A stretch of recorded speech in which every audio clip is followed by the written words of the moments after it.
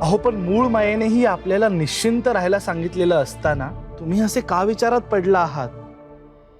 त्यांनी ज्या अर्थी हे सांगितलंय त्या अर्थी ही नक्कीच आदिशक्तींचीच लीला असणार आहे। आणि पद्माच्या बाबतीत म्हणाल तर माझा तिच्यावर पूर्ण विश्वास आहे। देवींनी पार्वतीचा जन्म घेतल्यापासून योगिनी पद्मा त्यांच्या समवेत आहे। प्रत्येक कठीण प्रसंगात तिने देवींना सहाय्य केलंय।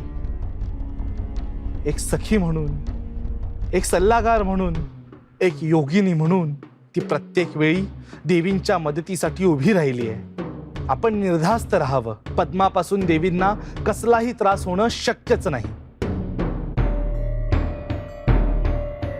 मराठी कलाविश्वातील अशाच अपडेट जाणून घेण्यासाठी टेलीचक्कर रिजनला नक्कीच सबस्क्राईब करा।